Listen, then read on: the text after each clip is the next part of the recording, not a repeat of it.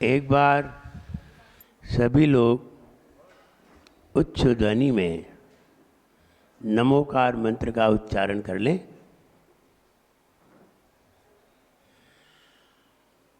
ओम नमो अरिहंताणं।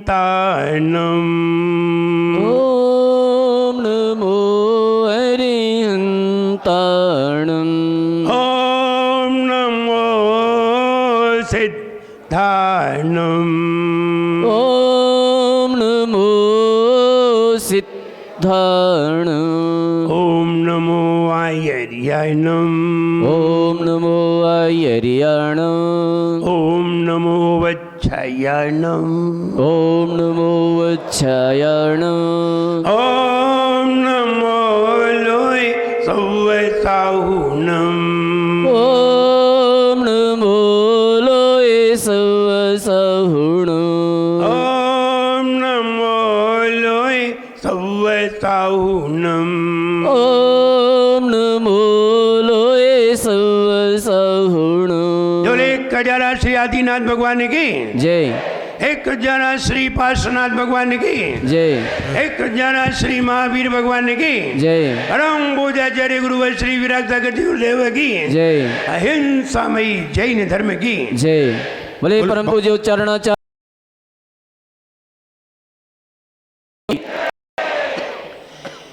दुनिया में आवास कहाँ, दुनिया में आवास कहाँ, जीवन का आवास यहाँ। दुनिया में आवास कहाँ, जीवन का आवास यहाँ। दुनिया में आवास कहाँ और जीवन का आवास यहाँ। दुनिया में आवास कहाँ, जीवन का आवास यहाँ। कोई नहीं है खास यहाँ, कोई नहीं है खास यहाँ। कोई नहीं है खास यहाँ, कोई नहीं है खास यहाँ। जिसको कहते अपना है, जिसको कहते अपना है, आंख खुले का सपना है। जिसको कहते अपना है, आंख खुले का सपना है। जिसको कहते अपना है, आंख खुले का सपना है। जिसको कहते अपना है, आंख खुले का सपना है। आंखें मूंदते ही हो, आंखें मूंदते ही सब कुछ मिट जाए। जीवन है पानी की बूंद, कब मिट जाए रे हो। जीवन है पानी की बूंद, कब मिट जाए रे। अनहोनी हो होनी, कब क्या घट जाए रे। जीवन है पानी की बूंद, कब मिट जाए रे हो। जीवन है पानी की बूंद, कब मिट जाए रे। में आवास कहाँ, जीवन का आवास यहाँ। दुनिया में आवास कहाँ, जीवन का आवास यहाँ। कोई नहीं है खास यहाँ, कोई नहीं है खास यहाँ। कोई नहीं है खास यहाँ, कोई नहीं है खास यहाँ। हम दुनिया में आए हैं तो अधूरे आए हैं, हम दुनिया में आए हैं तो भरने के लिए आए हैं। हम क्या भरते हैं ये मेरे ऊपर निर्भर करता है। कोई तुम्हें नहीं भरता, तुम खुद भरते हो। और भरना सभी को है। कोई व्यक्ति अपने जीवन में खुशबू भरता है, कोई व्यक्ति अपने जीवन में वस्तु भरता है, अपने जीवन में जैसा उसकी समझ में आता है भरता है। वो भरना चाहता है, वो जानता है खाली होना अच्छी बात नहीं है। वो जानता है खाली रहना ठीक नहीं है। और हम भी जानते हैं हम यहां से जब जाएं तो कुछ ऐसी चीज लेकर के जाएं कि वहां भी जाकर के आनंद में रहें। केवल यही नहीं, यहां भी आनंद में है या नहीं ये पता नहीं है, और भर सब रहे हैं। क्या भर रहे हैं कुछ नहीं मालूम। कोई व्यक्ति दुआएं भरता है, कोई व्यक्ति दूसरों की दुआएं भरता है, और कोई व्यक्ति बद्दुआएं लेकर के जाता है।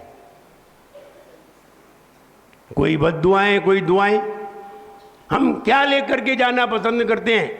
हम दुआएं लेकर के जाना पसंद करते हैं। हम ये कहना चाहते हैं धन कमाना ही उचित नहीं है, दुआएं कमाना भी सीखो। धन कमाने में ही जिंदगी नहीं गुजारना चाहिए। मुझे मालूम है जब हम युवा थे तब हमने जिंदगी धन कमाने में लगा दी।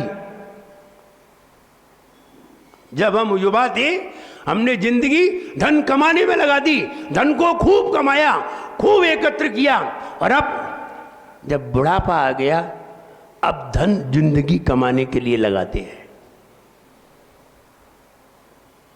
तो मेरा धन चला जाए जिंदगी मिल जाए था, तब धन कमाने के लिए जिंदगी लगा दी। अब जीवन समाप्त हो गया, अब धन जिंदगी के लिए लगाते हैं। बाद में पता चलता है न जिंदगी मिली न धन, कोई काम का, न माया मिली न राम, दोनों दीन से गए। अगर माया ही मिल जाती, माया ही ले जाते तो ठीक है, कम से कम माया तो साथ में जा रही है। तब अंत में जाकर के दुखी होते हैं। एक दिन की जिंदगी के लिए लोग लाखों रुपए देने को तैयार हैं कि एक दिन की जिंदगी मिल जाए। जब बीमार होते हैं, ऑक्सीजन लगाते हैं, वेंटिलेटर पे बैठ जाते हैं और वेंटिलेटर लगवा लेते हैं, 1-1 लाख रुपए रोज देते हैं सिर्फ इसलिए कि जिंदगी आगे मिल जाए। एक दिन की जिंदगी में लाखों रुपए खर्च कर देते हैं। तब विचार करिए, एक दिन में लाखों कमा तो नहीं पाए, लेकिन लाखों लगा दिए। और लगाते हैं, ऐसा नहीं है नहीं लगाते, लगाते हैं। तब ये समझ में आता है कि हम कहीं गलती पर थे। अंत में दुखी होकर के नहीं जा रहा है, वो जिंदगी भर खुश है। और जो व्यक्ति अंत में दुखी होकर के जा रहा है, इसका मतलब है ये व्यक्ति जिंदगी भर दुखी रहा है, तभी तो अंतिम रिजल्ट सामने आ रहा है। खुश होने का प्रयास करिए। मैं भी ये विचार करता हूं, दूसरे का कितना उपकार हो सके, दूसरे से हमें दुआ मिलेगी, अपने आप से नहीं मिलेगी। तुम अपने लिए कुछ भी करो, तुम्हें कुछ भी मिलने वाला नहीं है। दूसरे के लिए जो कुछ भी करोगे वो तुम्हें रिटर्न है। दूसरे के लिए किया गया रिटर्न है, अपने लिए किया गया कोई भी रिटर्न नहीं है। सब नष्ट होना है। अपने लिए बहुत बढ़िया मकान बनवाइए, शानदार आलीशान भवन बनवाइए, कोई रिटर्न नहीं है, यही समाप्त हो जाना है। और किसी संत के लिए एक कमरा बनवाइए, 10 कमरे रिटर्न होकर के तुम्हारे पास आएंगे। साधु के लिए किया तो रिटर्न, अपने लिए किया तो कहीं भी वापस नहीं है, सब नष्ट होना है। इसलिए आचार्यों ने कह भी दिया कि निज हाथ दीजिए साथ लीजिए, गया खाओ गया। तुम खाओ तो मल बनेगा, और किसी साधु को खिलाओ तो फल बनेगा। तुम कितना भी खाओ सब मल बनेगा। और साधु को एक अंजुली जल भी दे दो तो तुम्हारी जिंदगी के लिए फल बन जाएगा। न जाने कितनी जिंदगी तक तुम्हारे लिए वो काम आएगा। कहते हैं एक दिन किसी मुनिराज को दिया गया आहार, कई जिंदगी तक मेरे आहार की व्यवस्था करता है। एक दिन दिया गया आहार, अगर भक्ति भाव से वो आहार दे तो दिया जाए। कल हम बता रहे थे भगवान के चरणों में तुम श्रीफल चढ़ाओ, भगवान के चरणों में रोज अष्टद्रव्य चढ़ाओ, तुम्हें कितना फल मिलेगा ये तो भगवान ही जाने। द्रव्य चढ़ाने का मतलब है तुम्हारे अंदर से मोह का त्याग होना। और आपने भगवान के सामने द्रव्य चढ़ाई है, और तुमने कितनी भी बढ़िया द्रव्य चढ़ाओ, ये बताइए भगवान ने कौन सा उपयोग किया उसका? कोई उपयोग किया? उपभोग किया? भोग किया? कुछ नहीं किया। तुम चढ़ा गए और भगवान ने तुम्हें देखा भी नहीं, ना तुम्हारी द्रव्य को देखा, ना तुम्हारी तरफ देखा। इसलिए उसका रिजल्ट उतना नहीं है। लेकिन अगर कोई मुनिराज की सेवा में तुम कोई वस्तु का प्रयोग करते हो तो वो मुनिराज उसका भोग करते हैं। आपने आहार दिया, मुनिराज ने लिया, और लिया इसलिए तुम्हें उनकी दुआ भी मिलेगी। भगवान से किसी को दुआ नहीं मिलती, बताओ किसी को मिलती हो?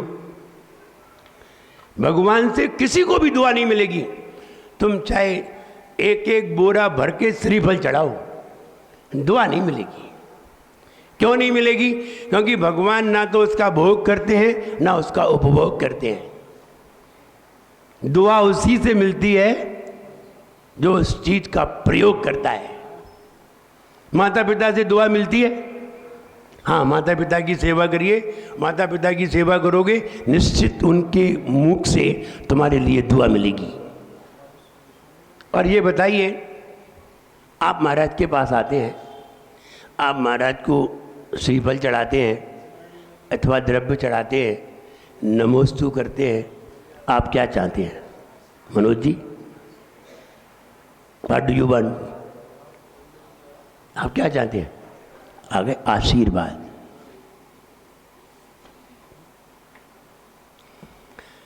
आशीर्वाद मीन्स बोले वो नहीं मालूम। आशीर्वाद मीन्स निकालिए, अर्थ निकालिए। आशीर्वाद माने सब, केवल दुआ नहीं, सब उसे कहते हैं आशीर्वाद। और भगवान के सामने चढ़ाते हो तब क्या मांगते हो? कहो आशीर्वाद, वे देते ही नहीं है। भगवान आशीर्वाद देते ही नहीं है। और गुरुओं से क्या मिलता है? आशीर्वाद। जब भी आते हो तब गुरु से आशीर्वाद चाहते हो। आशीर्वाद का मतलब क्या है ये भी तो जानिए। आशीर्वाद आशीर्वाद सब लोग कह देते हैं और उसका मतलब मालूम नहीं है। और अभी महाराज बता रहे थे, मालूम नहीं है तो वस्तु का कोई महत्व तो नहीं है। आपने कभी नींबू नहीं खाया, नींबू को चखा नहीं और नींबू को निचोड़ करके चाटा नहीं कभी। आपके सामने कोई व्यक्ति नींबू खा रहा है, आपके मुंह में पानी नहीं आएगा, आप लाख देखते रहो। आप उसे देखते रहो, वो खाता रहेगा और तुम्हारे सामने अपना मुंह पिचकाता रहेगा, लेकिन तुम्हें उसका स्वाद भी नहीं आएगा, तुम्हारे मुंह में पानी भी नहीं आएगा। और एक बार तुम नींबू खा के देख लो, और फिर सामने वाला कोई नींबू बनाए भी ना तो तुम्हारे मुंह में पानी आ जाएगा। अभी तुम्हें चखाया नहीं है, तुम्हें दिया नहीं है, सिर्फ तुम्हारे सामने बनाया है। बनाते ही, देखते ही तुम्हारे मुंह में पानी आ जाएगा। अब विचार करिए तुम्हारे मुंह में पानी क्यों आया, पहले क्यों नहीं आया था? अब हमें उसका स्वाद मालूम चल गया है। ठीक वैसे ही आप चाहे भगवान का अभिषेक करें, चाहे भगवान की पूजन करें, चाहे भगवान की आराधना करें, अगर आपको उसका स्वाद नहीं मालूम, आपको उस शब्दों का अर्थ नहीं मालूम, तो आपको पढ़ते हुए भी कोई स्वाद नहीं आएगा। और अगर स्वाद मालूम है तो आ जाएगा। ये त्रिजग उद्यम नाश कीने मोह तिमिरुमा बलि ती कर्म घाती ज्ञान दीप प्रकाश ज्योति प्रभावली। अर्थ मालूम है? ये त्रिजग उद्यम नाश कीने, जिन्होंने तीनों जगत में उद्यम माने पुरुषार्थ करके नाश कर दिए। ये त्रिजग उद्यम नाश कीने मोह तिमिर बलि।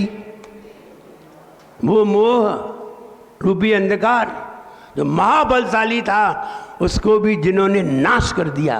किसके द्वारा? उद्यम पुरुषार्थ के द्वारा।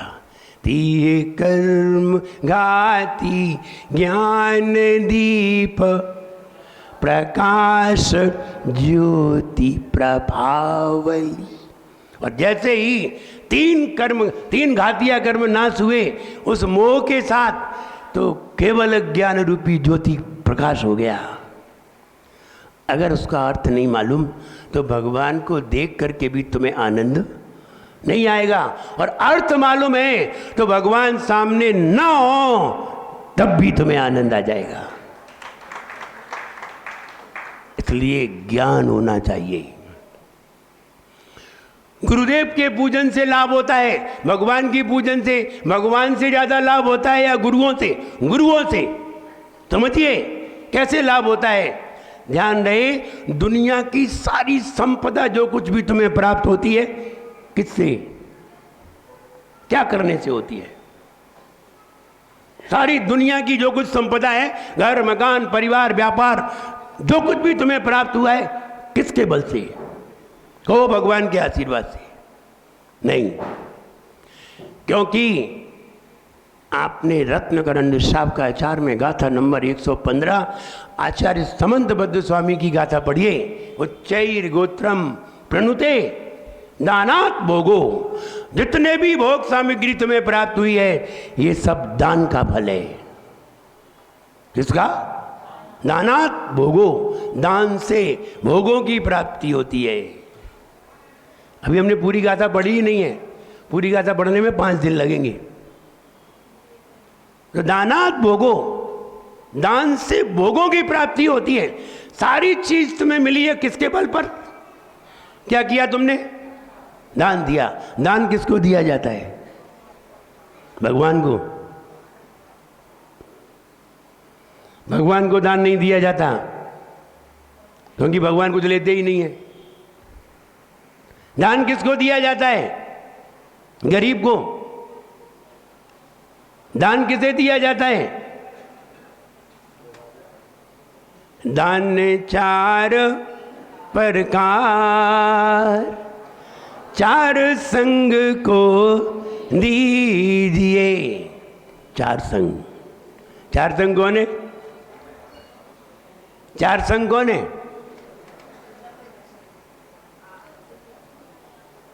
4 संघ मालूम है?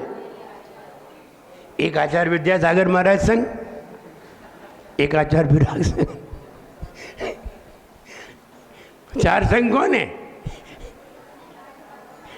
मुनि आर्यिका श्रावक श्राविका। इनको दिया गया क्या है? दान है। भगवान को तो दान दिया नहीं जाता। और सारी सामग्री किसके बल पर प्राप्त होती है? दान के बल पर।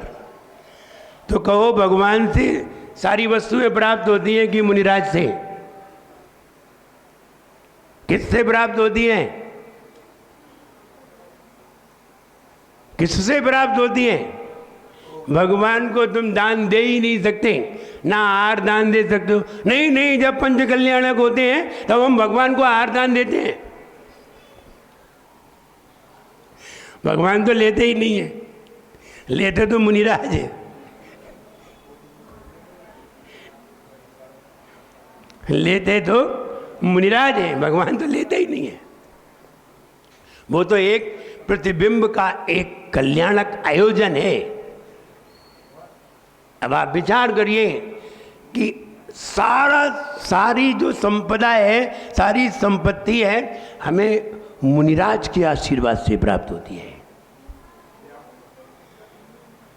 फिर क्या करें? भगवान के लिए कुछ नहीं करें? नहीं, भगवान के लिए खूब करो। जब मुनिराज ना हो तब भगवान के लिए करो। लेकिन भगवान से भोगों की प्राप्ति नहीं होती। भोगों की प्राप्ति तो आहार दान से होती है। तुमने आहार किसे कहते हैं? आहार क्या है? भोग है कि उपभोग? आहार भोग है या उपभोग है? आहार भोग है। टिट फॉर टैट दिया है आहार, मिलेगा आहार, रिटर्न। दान और त्याग में यही अंतर है। दान रिटर्न है, त्याग रिटर्न नहीं है। त्याग रिटर्न नहीं है, दान रिटर्न है। दान और त्याग में क्या अंतर है? यही अंतर है कि दान दिया जाता है, त्याग किया जाता है। दिया नहीं जाता, त्याग दिया नहीं जाता, त्याग किया जाता है। और दान दिया है, वो रिटर्न है, वो किया है। तुम जानो, अगर आप मुनिराज बनने के लिए चले और मुनिराज बनने के जाने पर आपने मकान का त्याग कर दिया, मकान छोड़ दिया, व्यापार छोड़ दिया, ये कुछ समय रिटर्न दोबारा नहीं मिलेगा, क्योंकि तुमने त्याग किया है। दान के बदले उसी वस्तु का रिटर्न है। जो दान करता है उसे वही वस्तु प्राप्त होती है, लेकिन जो त्याग करता है उससे वही वस्तु प्राप्त नहीं होती। बहुत अंतर है, अंतर जानिए। दान देने में आपने किसी को 2 झापड़ दिए, कहो क्या मिलेगा तुम्हें? पापड़ 4 मिलेंगे। अगर 5 साल हो गए और 5 साल तक तुम्हें किसी ने 2 झापड़ नहीं दिए तो 10वीं साल में डबल हो जाएंगे। अब 2 नहीं मिलेंगे, 4 मिलेंगे। और 20 साल हो गए तो फिर तो डबल होंगे। जैसे जैसे धन डबल होता है वैसे वैसे फल भी डबल होता है। हमने जो दिया है वो रिटर्न है। ज्ञान दिया है तो क्या मिलेगा? ज्ञान। आहार दिया है तो क्या मिलेगा? भोग। औषधि दी है तो क्या मिलेगा? निरोग। और अगर अभय दिया है तो क्या मिलेगा? निर्भय। रिटर्न है, त्याग रिटर्न नहीं है, त्याग अपोजिट है। त्याग उल्टा है। त्याग में और दान में अंतर है। दान में वही मिलेगा जो दिया जाता है, वही रिटर्न है। ये दुनिया का नियम है। आपने किसी को दुख दिया है, सुख नहीं मिलेगा, दुख मिलेगा। आपने किसी को बद्दुआ दी है, कोई तुम्हें दुआ नहीं देगा। आपने किसी को दुआएं दी हैं, आपको सब दुआएं देंगे। और आपने किसी को गालियां दी हैं तो कोई तुम्हें दुआएं देने नहीं आएगा। इसलिए रिटर्न है। दुनिया में जो कुछ भी दिया जाएगा सब रिटर्न है, लेकिन त्याग का मतलब समझिए। आप अज्ञानी हैं, आपने अज्ञान का त्याग किया तो क्या मिलेगा? बताइए। अज्ञान का त्याग किया तो क्या मिलेगा? ज्ञान। आपने पाप का त्याग किया तो क्या मिलेगा? पुण्य। आपने बुराई का त्याग किया तो क्या मिलेगा? अच्छाई। उल्टा मिलेगा। त्याग में उल्टा मिलता है और दान में वही मिलता है। ये दोनों में अंतर है। अब दान करना पसंद करो, ये त्याग। त्याग, बातें तो ऐसी करते हैं। श्रावक दान करता है, साधु त्याग करता है। त्याग करता है उसे बहुत कुछ मिलता है, दान करता है उतना ही मिलता है जितना दान किया जाता है। दान नहीं करता है तो कुछ नहीं मिलता है। इसलिए भगवान के पास दान नहीं होता, ना उन्हें औषधि की आवश्यकता है, ना उन्हें आहार की आवश्यकता है, ना उन्हें ज्ञान की आवश्यकता है, ना उन्हें अभय, ना उन्हें किसी का डर है। भगवान को इनकी किसी की भी आवश्यकता नहीं है। और इनकी आवश्यकता किसे है? किसे है? साधु को है। इसलिए साधु के आशीर्वाद से सारी दुनिया की चीज़ प्राप्त होती है। जब तुम्हें कोई चीज़ की आवश्यकता होती है तब आप साधु के पास आते हैं, आशीर्वाद दीजिए। जब भगवान के पास जाते हैं, नहीं महाराज के पास आते हैं। बच्चा परीक्षा देने जा रहा है, बच्चा परीक्षा देने जा रहा है तो आप आशीर्वाद लेने आ जाते हैं महाराज का, महाराज आशीर्वाद दीजिए। कोई बच्चा शादी करने जा रहा है तो भी आशीर्वाद लेने आ जाते हैं। आप कहीं विदेश यात्रा पे जा रहे हैं तो भी आशीर्वाद लेने आ जाते हैं। और भगवान के पास कब जाते हैं? भगवान के पास तो चले जाते हैं। हाँ, एक बात याद आती है, व्यक्ति की शादी होती है तब भगवान के पास जरूर जाता है। वैसे जिंदगी भर मंदिर नहीं गया हो, कभी भी मंदिर देखा ही नहीं उसने, और जब शादी होती है तब जरूर श्रीफल लेके भगवान के सामने खड़े हो जाते हैं। और जब शादी करके आते हैं तब भी आते हैं भगवान के पास। मनोज भाई अब ये नहीं मालूम क्यों आते हैं, अब तुम लोगों को मालूम होगा। हम लोग एक्सपीरियंस होल्डर नहीं है, लेकिन हाँ चिंतन होल्डर जरूर है। जब वो जाता है तब कहता है भगवान बहुत बड़ा खतरा मोल लेने जा रहे हैं, अब आप ही ध्यान रखना। और जब आता है तब कहता है अब तो खतरा मोल ले ही लिया है, अब आप ही ध्यान रखना। मुझे लगता है इसीलिए जाता होगा। ये बात अलग है वो कहता नहीं है, लेकिन अंतरंग का भाव भी समझना चाहिए। तो हम ये कहना चाहते हैं केवल धन ही ना कमाओ, दुआएं भी कमाओ, क्योंकि जहां धन काम नहीं आता वहां दुआएं काम आती हैं। जहां धन फेल हो जाता है वहां कोई काम नहीं होता। जहां दवाएं फेल हो जाती हैं, जहां डॉक्टर फेल हो जाते हैं, वहां संत की दुआ काम आती है। इसलिए दुआएं जरूर कमाओ। एक बार धन नहीं मिला कोई बात नहीं, एक बार धन नहीं है कोई बात नहीं, दुआएं हैं तो बहुत काम क्यों। मुझे याद आता है मैं जब अजमेर में था और अजमेर से पुष्कर जा रहा था, पुष्कर बीच में एक हॉस्पिटल मिला। मेरे पास एक व्यक्ति रोज आते थे, अभिषेक करते थे और गंधोदक लेके आते थे। हम गंधोदक ले लिया करते थे, आशीर्वाद दे दिया करते थे। एक दिन अचानक उनका बच्चा कहीं ऊपर की सीढ़ी से गिर गया। 14 महीने का बच्चा, 18 महीने का बच्चा ऊपर सीढ़ी से गिर गया।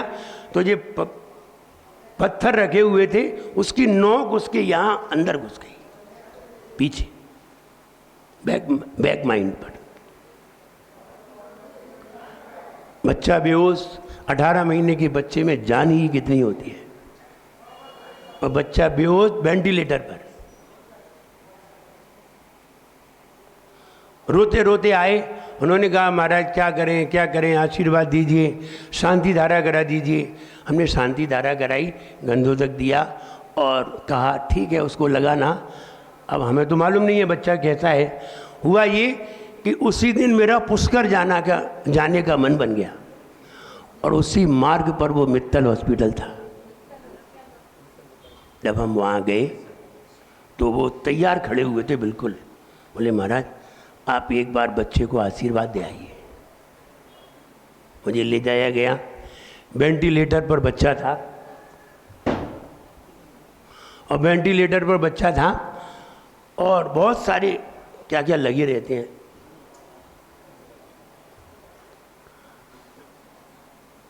उसने अंदर जाने से मना कर दिया।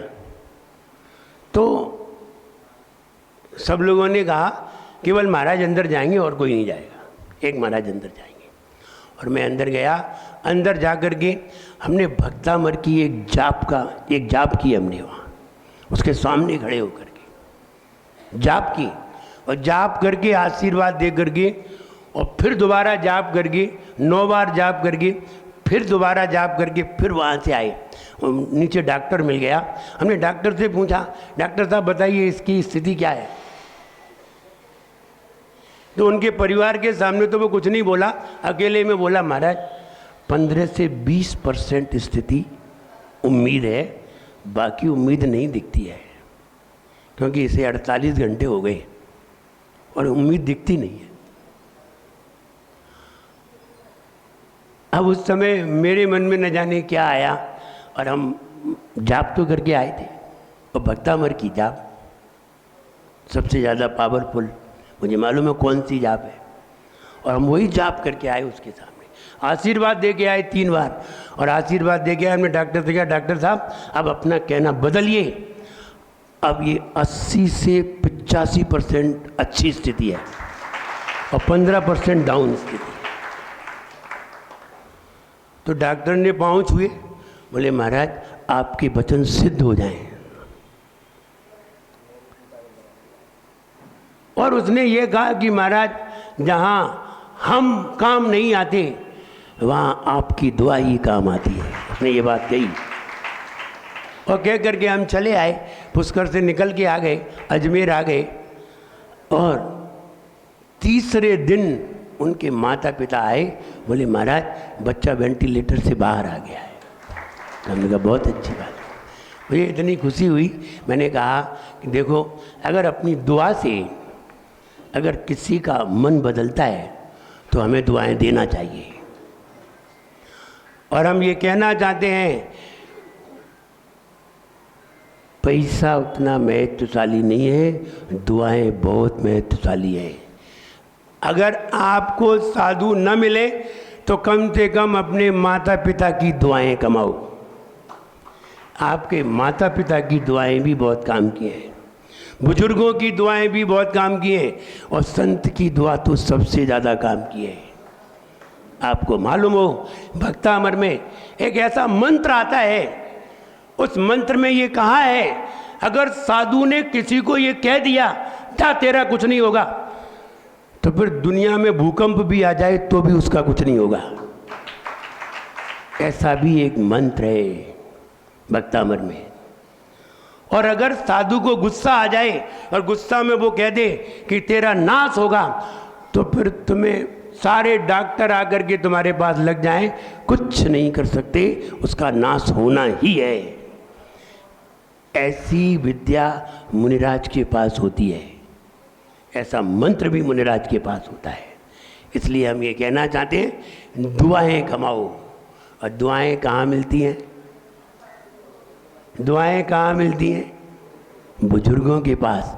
दुआएं कहाँ मिलती हैं? गुरुओं के पास। भगवान की कृपा होती है और गुरुओं का आशीर्वाद होता है। और कुछ कमाओ या ना कमाओ, सवेरे उठ करके सबसे पहले ईश्वर की कृपा को कमाओ, ईश्वर की कृपा को पाओ, और उसके बाद में गुरुओं का आशीर्वाद ले जाओ। तुम्हारा दिन बहुत अच्छी तरह गुजरेगा, कहीं भी कोई परेशानी नहीं आएगी। इसलिए गुरुओं का आशीर्वाद और ईश्वर की कृपा, 2 चीज़ें हमारे पास ज़रूर हों। आप निश्चित अंत समय में भी बहुत अच्छी सद्गति को प्राप्त होंगे।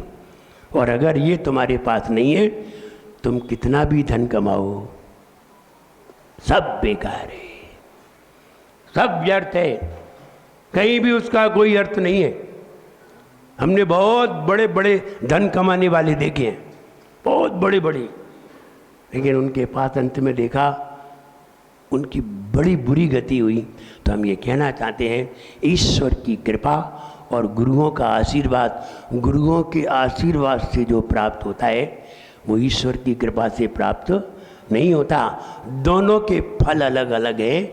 ईश्वर की कृपा से मन निर्मल होता है, ईश्वर की कृपा से मन सरल होता है, ईश्वर की कृपा से त्याग करने की भावना होती है, और गुरुओं के आशीर्वाद से दान करने की भावना होती है, और दोनों से हमारा मन प्रसन्न होता है। इसलिए ईश्वर की कृपा भी हो और गुरुओं का। तुम वही करते हो जो चाहते हो, तुम वही करते हो जो चाहते हो। अच्छी तरह याद करना, ये 4 लाइनें। तुम वही करते हो जो चाहते हो, मगर होता वही है जो वो चाहता है। तुम वही करते हो जो चाहते हो, मगर होता वही है जो वो चाहता है। तुम वही करो जो वो चाहता है। तुम वही करो जो वो चाहता है, फिर होगा वही जो तुम चाहते हो। तुम पहले वही करो। हम वही करते हैं जो वो चाहता है। उसने कहा खड़े होकर के हार लेना, हम बैठ करके हार नहीं लेते हैं।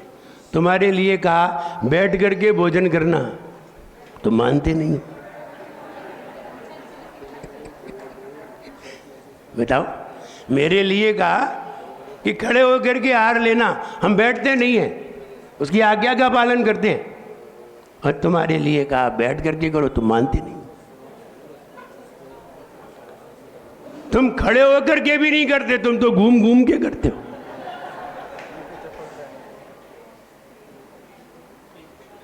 तुम्हें भी सादगी बताई, हमें भी सादगी बताई। फिर होता वही है, हम वही करते हैं जो वो चाहता है, फिर होता वही है जो हम चाहते हैं। इसीलिए तो तुम कहते हो महाराज आशीर्वाद दे दो।